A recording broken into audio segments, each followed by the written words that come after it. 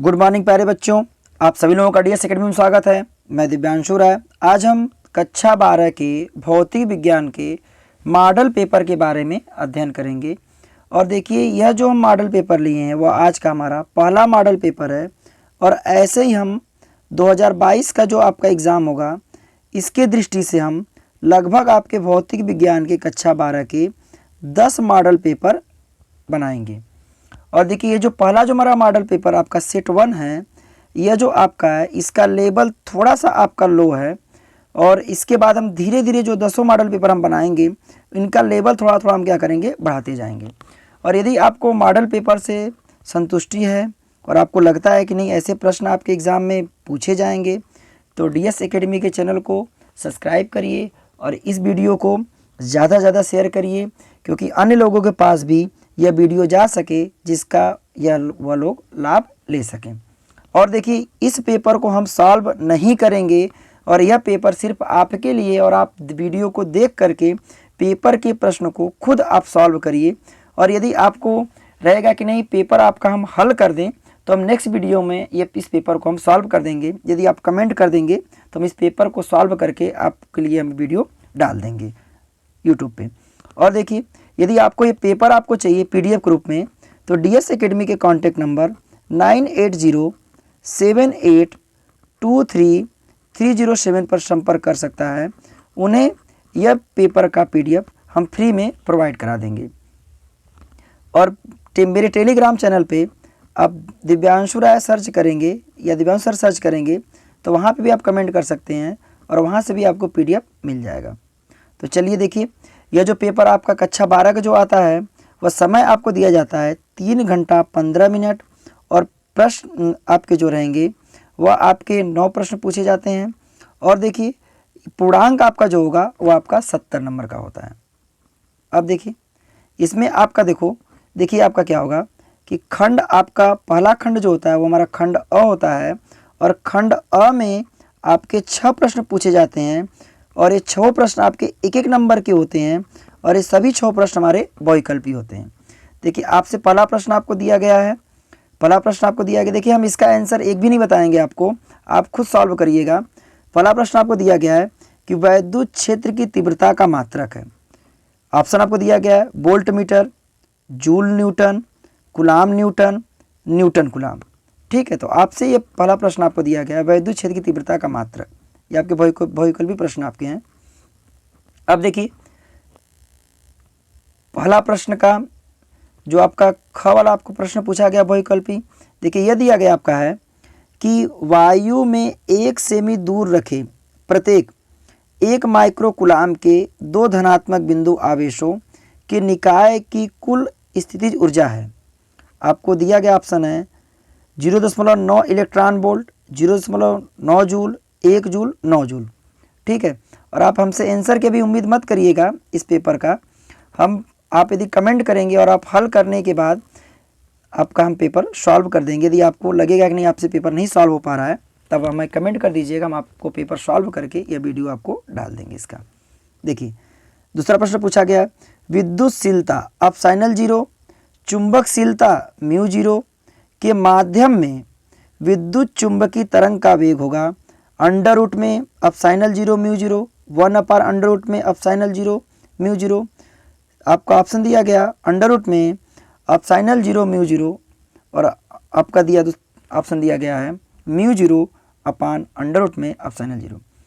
ठीक, अब देखिए, चौथा प्रश्न आपसे पूछा गया है कि हाइड्रोजन परमाणु की बंधन ऊर्जा है।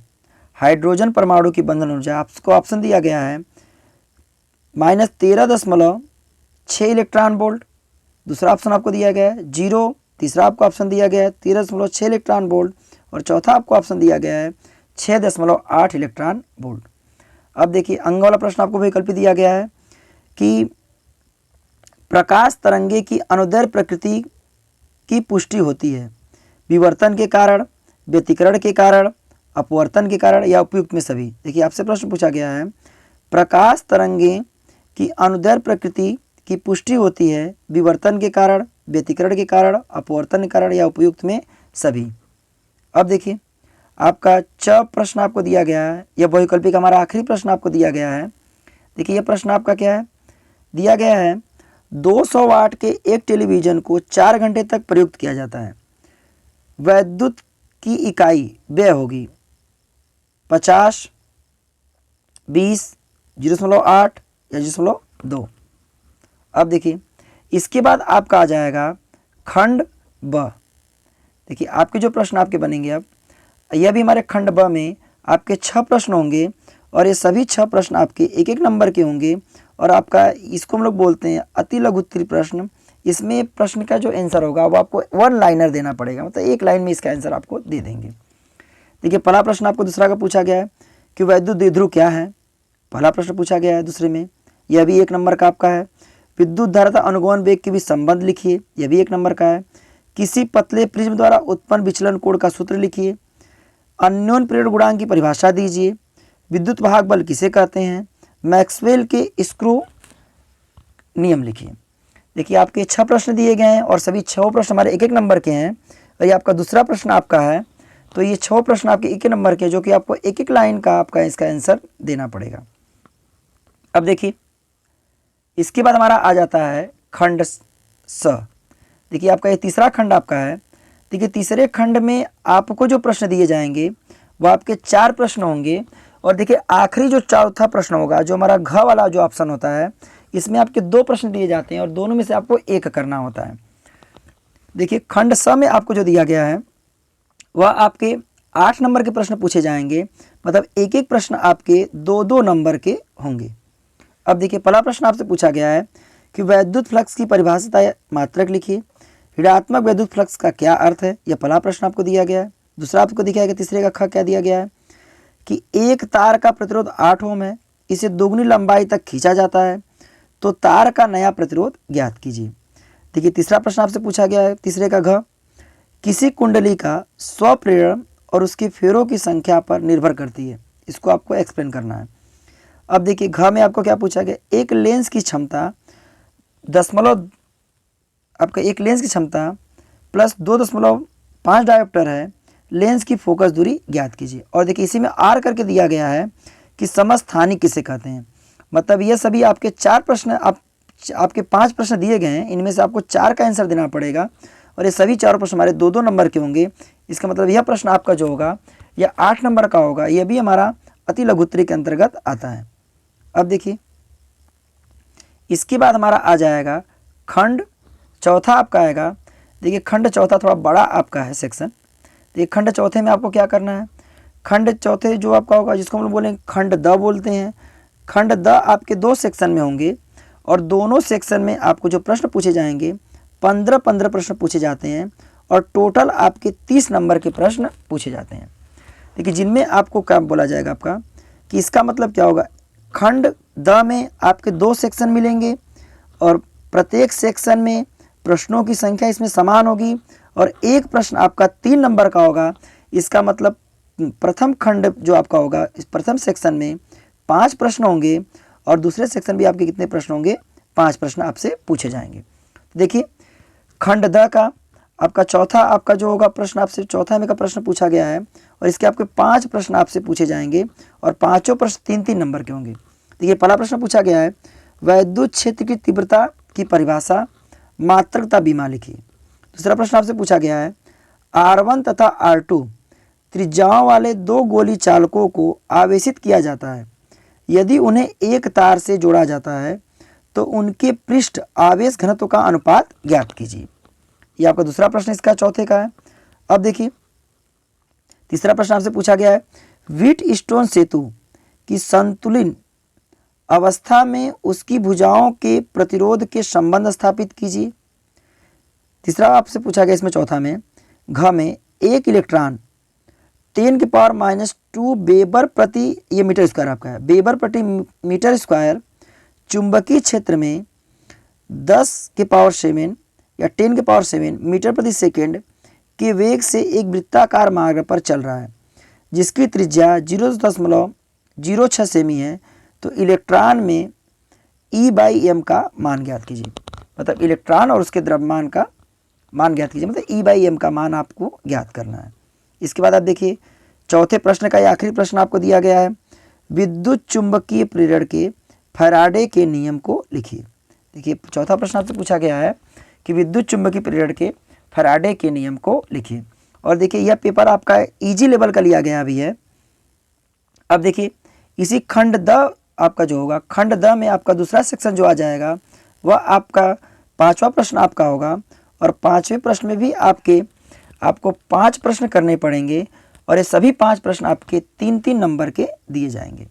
देखिए जिसमें पहला प्रश्न आपको पूछा गया 5वें का क में, यदि प्रकाश की किरण हवा से कांच के पृष्ठ पर 45 अंश पर आपतित हो तो यह 15 अंश विचलित होता है, तो कांच वायु पृष्ठ के लिए क्रांतिक कोण का मान ज्ञात कीजिए। पहला प्रश्न पूछा गया। दूसरा आपसे पूछा गया है हाइगेंस के द्वितीयक तरिकाओं का सिद्धांत क्या है। चौथा प्रश्न आपसे पूछा गया है आइंस्टीन का प्रकाश विद्युत प्रभाव का समीकरण लिखिए तथा प्रयुक्त संकेत का अर्थ स्पष्ट कीजिए। और देखिए ये आपको देखिए कौन सा प्रश्न आपका, इसके बाद घ आपका चौथा प्रश्न है। 5वें का चौथा प्रश्न आपका है हाइड्रोजन परमाणु के प्रथम बोहर कक्षा की त्रिज्या ज्ञात कीजिए। मतलब बोहर परमाणु मॉडल में आपका उसमें बोहर त्रिज्या निकाला गया है, तो उसके प्रथम कक्षा के लिए आप त्रिज्या का मान ज्ञात कीजिए। देखिए इसके बाद आपका अंग, इस 5वें का अंग दिया गया आपका है कि 3400 एंगस्ट्रॉन तरंग दैर्घ्य 3400 एंगस्ट्रॉन तरंग दैर्घ्य के फोटान की ऊर्जा ज्ञात कीजिए। देखिए आपका जो सेक्शन आपका जो द था, द सेक्शन में आपके पूरे प्रश्नों की संख्या जो थी वह आपकी 10 थी और एक प्रश्न आपके 3-3 नंबर के थे। इसमें आपको कोई ऑप्शन नहीं था और ये पूरे प्रश्न आपके जो नंबर कितने के आए थे 30 नंबर के दिए जाते हैं। अब देखिए इसके बाद आपका आ जाएगा ये आखिरी सेक्शन आपका होगा। और देखिए इस आखिरी सेक्शन में आपको जो होगा, इस सेक्शन को हम लोग बोलते हैं खंड अ, खंड य। देखिए खंड य आपको दिया गया है। खंड य में आपके 4 प्रश्न होंगे और इस सभी 4 प्रश्न आपके जो होते हैं वो आपके 2-2 प्रश्न दिए जाते हैं, जिनमें से आपको एक एक प्रश्न को हल करना पड़ता है और एक प्रश्न आपका 5 नंबर का होता है। इसका मतलब खंड य के सेक्शन में आपके 20 नंबर के प्रश्न पूछे जाते हैं, जिनमें हम लोग बोलते हैं, इन सभी प्रश्नों को हम लोग बोलते हैं दीर्घ उत्तरी प्रश्न।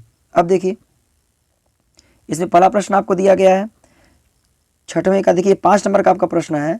6वां प्रश्न आपसे पूछा गया है कि किसी समांतर प्लेट की धारिता के लिए सूत्र स्थापित कीजिए। या इसमें आपको करना पड़ेगा आई एम्पियर की धारावाहिक के अनंत लंबे तार से r मीटर दूरी पर चुंबकीय क्षेत्र के लिए व्यंजक प्राप्त कीजिए।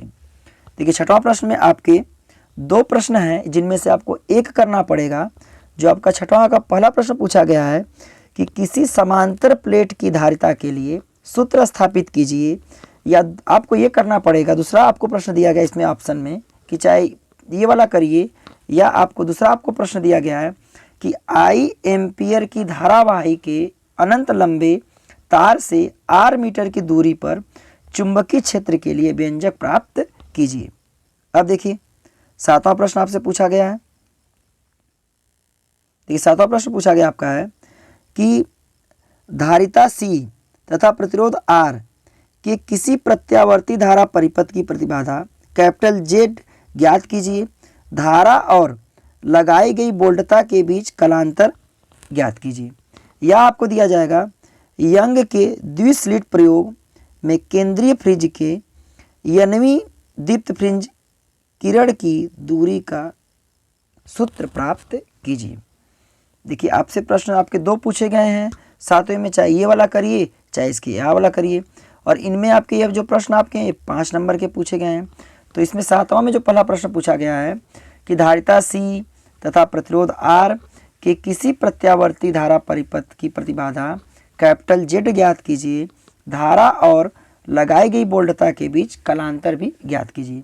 या आपका इसका दूसरा प्रश्न आपको दिया गया है कि यंग के द्विस्लिट प्रयोग में केंद्रीय फ्रिंज के यनवी दीप्त फ्रिंज की दूरी के लिए, देखिए किरण या दीप्त फ्रिंज की दूरी के लिए सूत्र स्थापित कीजिए। यहाँ पे दीप्त फ्रिंज भी आप लिख सकते हैं। अब देखिए 8वां प्रश्न आपसे पूछा गया है।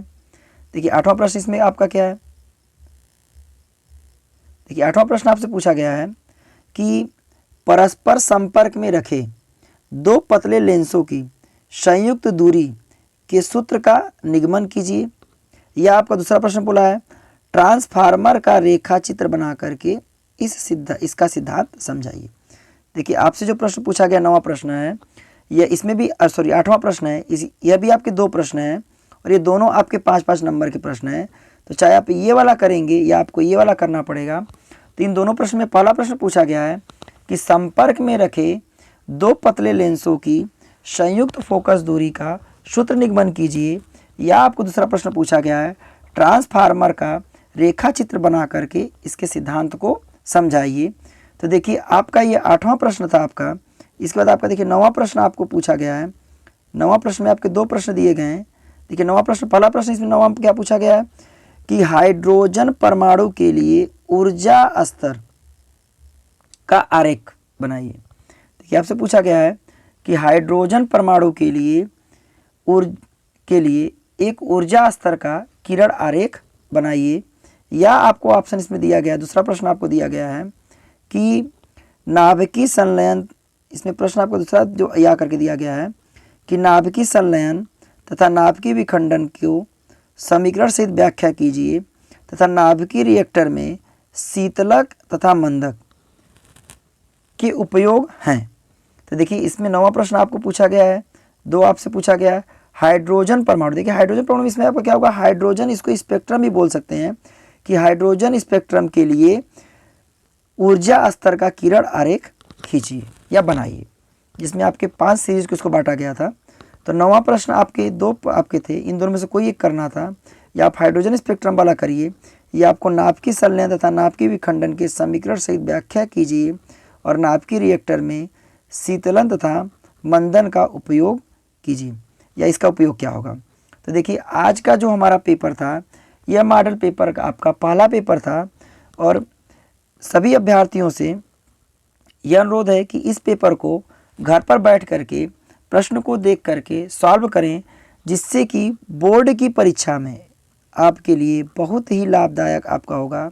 और पेपर आपके हम लगभग 10 सेट आपको बनाएंगे, जिनमें यह हमारा पहला जो सेट था यह आपका थोड़ा इजी आपका सेट था।